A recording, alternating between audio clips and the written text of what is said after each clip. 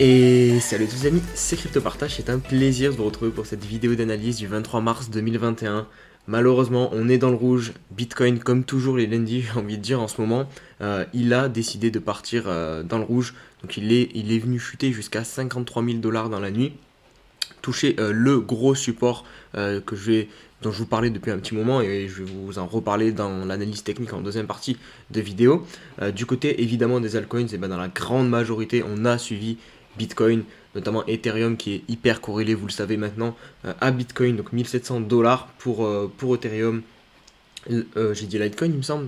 Je sais plus si j'ai pas dit, mais bon, je parle d'Ethereum évidemment. Litecoin, quant à lui, est à 180 dollars. Pareil, il a suivi.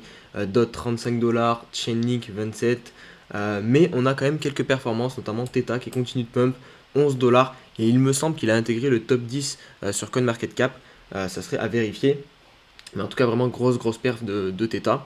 On a Dent aussi qui fait que de pump, plus 36%. Et je vais l'analyser en deuxième partie de vidéo. Il y a beaucoup de personnes qui me le demandent. Et puis bah, voilà, là c'est vraiment l'occasion parfaite. Regardez, il se démarque parfaitement des autres crypto-monnaies. On a aussi IOTA qui est dans le vert à 1,67$. Mais voilà, en ce mardi matin, il n'y a pas beaucoup de crypto dans le vert en tout cas. Comme toujours maintenant, vous connaissez la chanson. On met le petit like, le petit commentaire et le petit abonnement pour essayer cette semaine de dépasser les 7000 abonnés. Je pense vraiment qu'on peut le faire tranquillement. Et aussi, n'hésitez pas à rejoindre le Discord et le Twitter.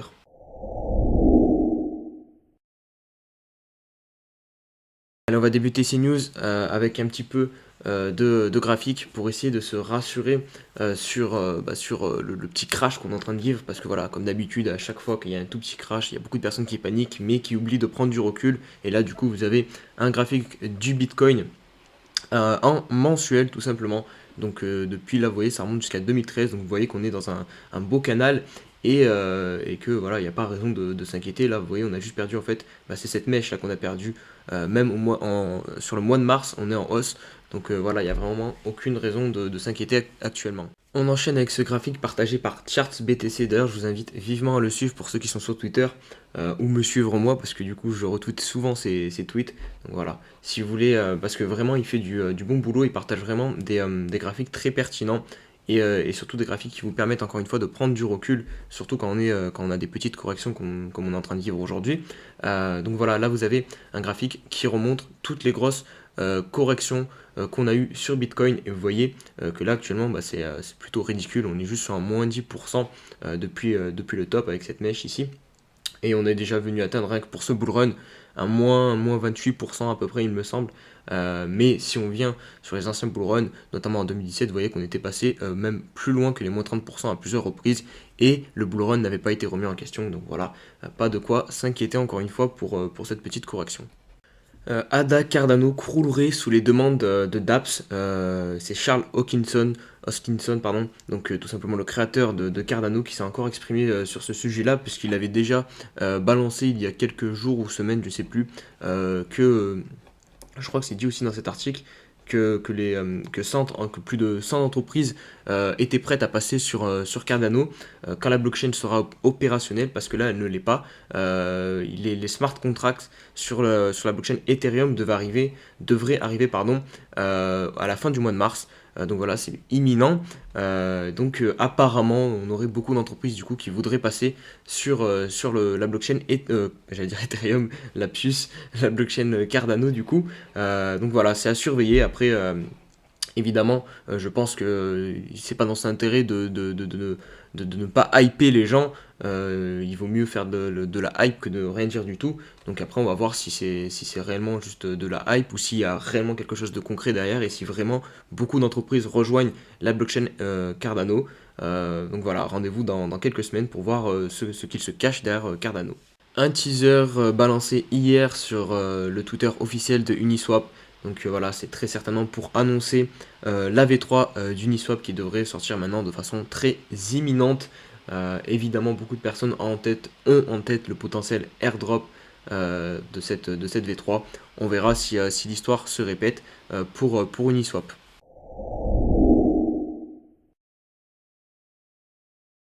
Allez, on se retrouve sur le Bitcoin, sur les graphiques. pour voir tout simplement cette petite correction qu'on a eue hier soir, qui a été entamée hier, enfin qui était déjà un petit peu entamée dans la journée quand j'ai sorti la vidéo, et qui s'est terminée hier soir pour venir chercher une mèche au niveau de 53 000 dollars pile poil. Donc vous voyez, ça, je ne l'ai pas rajouté, hein, cette ligne, elle était présente depuis un long moment sur mes graphiques. Voilà, je savais qu'ici ça allait être une grosse zone de support, et vous voyez, pile poil, on s'est arrêté dessus. Donc voilà, maintenant l'objectif évidemment ça va être de ne pas la perdre, de construire dessus, de consolider et essayer de repartir. Cependant, il y a quand même pas mal de signes qui sont pas, enfin pas mal, il y a plutôt pas mal de mauvais signes, pardon, parce que voilà, déjà on a perdu cette trend qu'on tenait depuis un long moment. Et voilà, au niveau du MACD, on n'est pas du tout bien orienté.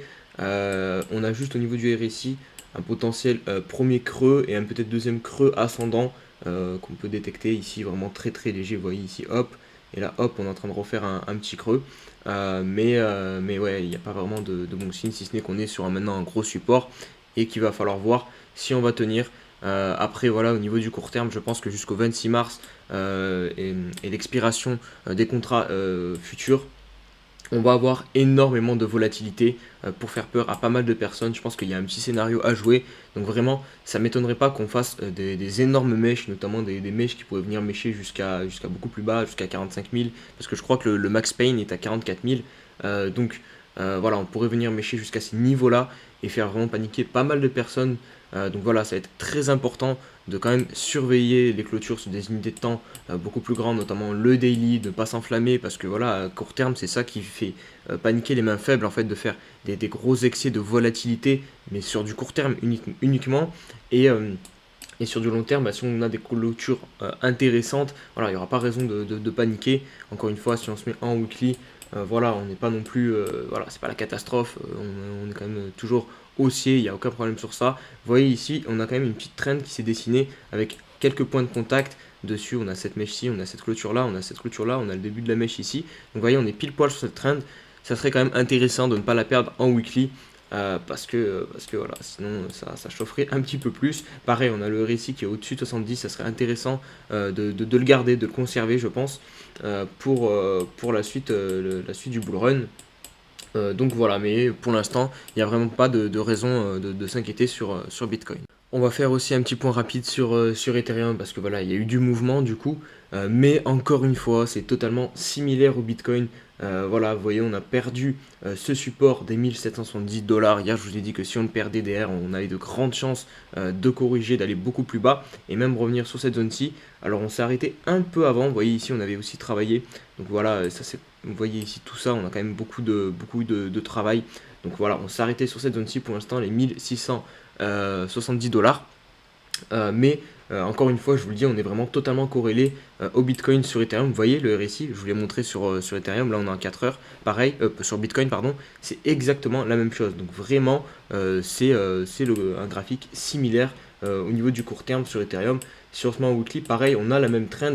On peut dessiner la même trend tout simplement. Vous voyez ici avec 2-3 bougies qui ont touché la trend. Là pareil, et là pareil, on a la bougie weekly qui est pile poil sur la trend. Donc vraiment, actuellement, Ethereum est totalement corrélé au Bitcoin. Alors on se retrouve sur Dent qui nous a fait un gros pump ces derniers jours. Donc voilà, une belle envolée pour venir chercher les 0.015 dollars. Évidemment, là, je ne vais pas vous conseiller de rentrer comme d'habitude. C'est quand même pas mal risqué. Surtout, vous voyez ici au niveau du RSI, on a fait pile poil un top sur l'ancien niveau ici. Donc vraiment, on peut juger que le niveau des 93 est pertinent et qu'il sert très souvent de top. Donc voilà, au niveau du court terme, je pense qu'on va quand même corriger là sur Dent. Si on se retrouve un petit peu, je vais faire un petit peu d'historique, ce qui s'est passé. Vous voyez qu'ici on avait un canal ascendant, on l'a cassé à la hausse. Voilà, d'ailleurs on est parti comme une fusée. Si on se met rapidement en weekly, voilà, c'est pareil, en weekly, on est très haussier et très haut. Et vous voyez ici, attention, on est en train de former potentiellement un M. Et vous voyez, on arrive vraiment pile poil sur des niveaux très élevés. Donc regardez, hop, je vais vous le dessiner. Vous avez le premier creux, hop, et le deuxième. Donc attention qu'on ne fasse pas un truc comme ça. Donc vraiment là, ce serait quand même intéressant, je pense, de prendre des profits avant que ça s'écroule plus profondément. Après voilà, encore une fois, j'ai pas de boule de cristal. Voilà, je vous donne mon avis. Mais des fois, il vaut mieux être plus prudent que prendre des risques inconsidérés et tout perdre et ne pas se payer et au final se retrouver à peut-être même perdre de l'argent sur ce genre de crypto. Allons poursuivre avec VeChain qui n'en finit plus de grimper. Nouvelle ATH à quasiment 1, non pas 1 dollar, du coup 1 centime, 0.099. Mais ouais, VeChain qui continue sa folle ascension. Et vous voyez ce que j'aime bien faire moi souvent sur mes graphiques, et vous devez peut-être essayer de faire la même chose, c'est laisser les dessins que je fais comme ça, je vois s'ils étaient pertinents. Là vous voyez qu'on était dans un canal, et maintenant on peut l'agrandir, et vous voyez que le canal est encore en train de fonctionner, tout simplement. On est encore en train de grimper dans ce canal sur VeChain. Donc voilà, il n'y a rien d'autre plus à dire en daily. On peut encore monter, vous voyez le RSI continue à grimper, il y a encore de la marge, on a eu des points hauts à 90, là on n'est même pas, on est tout simplement à 70, donc on peut continuer de grimper. De toute façon, tant qu'on est dans ce canal en daily, il n'y a pas forcément de raison de s'arrêter. Vous voyez là qu'on a touché une nouvelle fois le bas et on s'est fait tout de suite repousser. Donc voilà, on continue de grimper, le MACD est toujours bien orienté. Attention, il commence très légèrement à sortir du côté bearish, pour croiser bearish, mais c'est très léger. Donc voilà, il n'y a pas d'inquiétude sur VeChain. Allez, on va poursuivre avec OneInch, qui est tout simplement en correction depuis son ATH à 6$ pour 5. Vous voyez quand même qu'on a pas mal de volatilité sur OneInch. Tous les jours, on a le droit à des mèches de l'enfer. Donc voilà, il faut se méfier de cette volatilité. Globalement, là, franchement, il faut mettre un petit Fibo pour avoir les idées plus claires. Hop, et hop. Vous voyez, je sais pas pourquoi il est de nouveau avec de la couleur. Je l'avais personnalisé mon Fibo. Là, je trouve que c'est un peu moins lisible. Je devrais du coup le repersonnaliser. Bon, du coup, le 0,38, vous voyez qu'il correspond pile poil à ce niveau que j'avais identifié, donc des 4,30$. On est quasiment, on a clôturé hier dessous, donc voilà, ça c'est pas très bon signe. Il y a de grandes chances qu'on revienne sur ce gros niveau là des 0,5. Vous voyez qu'on n'a pas parfaitement travaillé à chaque fois. Voilà, c'est pour ça que les Fibonacci sont vraiment pertinents. Donc là, il y a vraiment des chances qu'on revienne chercher les 3,60$ sur OneInch, je pense. Vous voyez ici aussi, on a eu les 0,61, on a fait vraiment une mèche pile poil dessus. Donc voilà, les Fibonacci, c'est vraiment très pertinent. Maintenant, voilà, ouais, je pense que là, il y a de grandes chances qu'on revienne sur ce niveau des 3,60$. D'ailleurs, je vais le matérialiser avec une petite droite. Celui-ci, hop, je vais l'enlever. Voilà, là, on y voit un peu plus clair.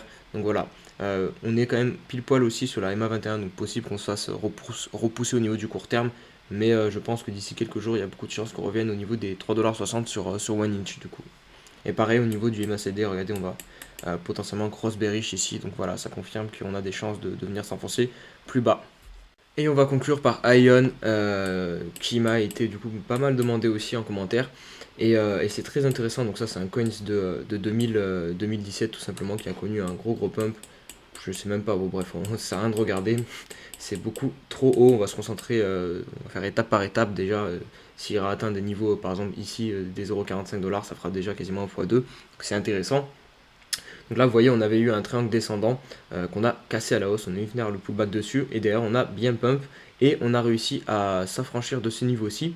Et là, maintenant, on vient refaire un pullback pile poil dessus. Donc ça peut être intéressant de le tenter, de le payer pour jouer un retour sur cette zone-ci des 0,45$ au niveau du MACD. Vous voyez qu'on est bien orienté.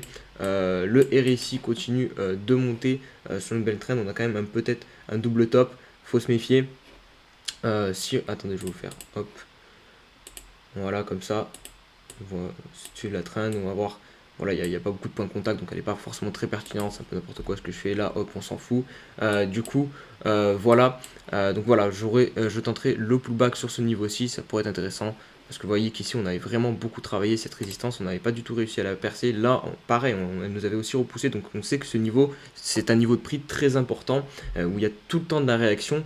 Et là, on est au-dessus. On revient du dessus. On vient pour s'appuyer dessus. Donc il y a de grandes chances qu'on réussisse à s'appuyer et à repartir. Donc voilà les amis pour cette vidéo. Comme d'habitude, si elle vous a plu, n'hésitez pas à mettre un petit pouce bleu, à commenter. Et on se dit à demain pour une nouvelle vidéo. Allez, ciao ciao.